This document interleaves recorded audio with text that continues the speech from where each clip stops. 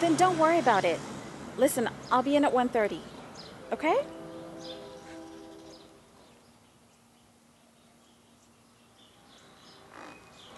Angie! Jackie! Hey! It's you. Gosh, you're so grown up. Well, imagine running into you here of all places. Oh. It's just like old times. Hey, guess what? What? You're buying me lunch. Just like old times. Oh, hey, miss, lots of ice for me. Crushed or cubed? Surprise me. Wow, it's been like a whole year. More like 3. Well, you're way up on the north side. We really should hang out more often. Wow, it's really weird being back here. Hey, you remember Ramon Gutierrez? Sure, he was in that band you're always dragging me to see. Oh, you're thinking about his son, Junie. But what a guy he was. We were so crazy about him. He was like our very own rock star. He was the coolest. But no, I'm talking about his dad. Well, I guess I'm talking about Junie too. Well, it's a whole multi-generational story. Father and son. It's a story of tragedy. Yeah, I remember Junie's father. He always stank. Yeah, that's him. And the way he smelled, it's all part of the story. Here, let me set the stage. It was many, many years ago, way down in Mexico, when old man Ramon was just a teenager. He was just like any other boy from the country. Poor boy with big dreams. And then he decided to go look for treasure. But this isn't just kid stuff.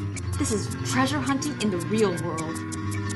Well, there was danger at every turn. Ghosts of conquistadors, Indian curses, even poisonous subterranean gases.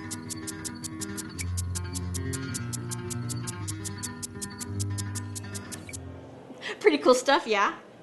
Yeah. Why, he even went and got some candles blessed by a priest.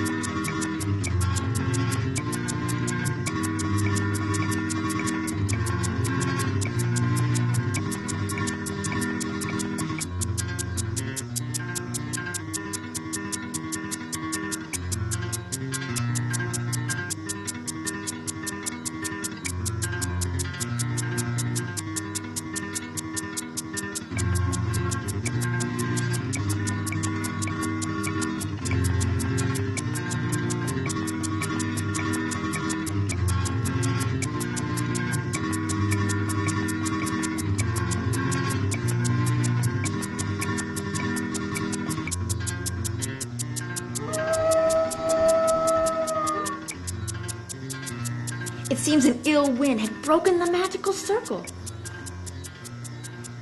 And well, he was screwed.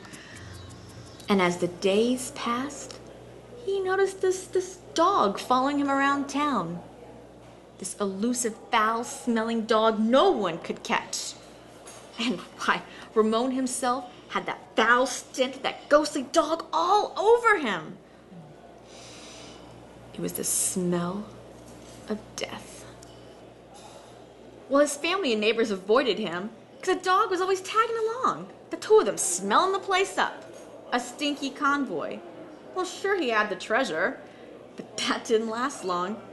He burned through it pretty fast, moving from one town to another, trying to lose that dog. But it always found him, and each time moving in just a little closer, it seemed to be closing in. Well, the money finally ran out. Here, in San Antonio.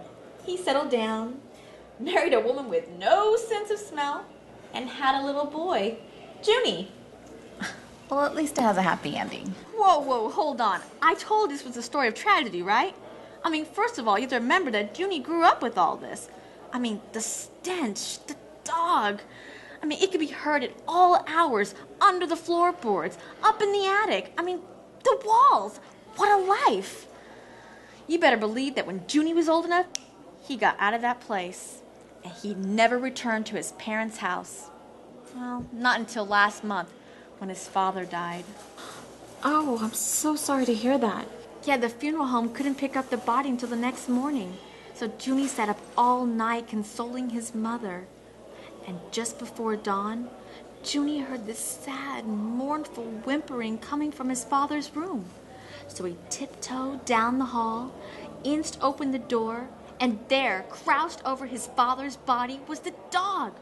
When Junie pulled back from the stench and the sight, and that dog looked straight at him, his eyes glowing green, and then it vanished in a flash. Okay, but was the dog perched on the old man in a stance of victory, like it had won, or more a sense of loss, like it had lost its master? You raised some interesting issues. But that's the story of the ghost dog as told to me by Junie when I saw him last week in the park. He looked awful. The whole sordid family history just poured out. Poor boy. I could see he really needed someone to talk to. But I had to get away. I mean, the stench was all over him. Oh, I felt awful. I mean, what a thing to do. We're supposed to be friends, right? I totally blew him off. Well, the next night I went over to his apartment to see how he was doing.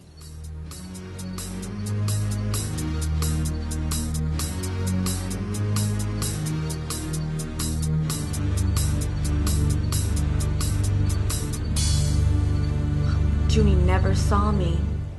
I heard that he died sometime before dawn. It was a stroke or embolism or something. I know. It was nice. It really was. It sure was. Thanks for lunch.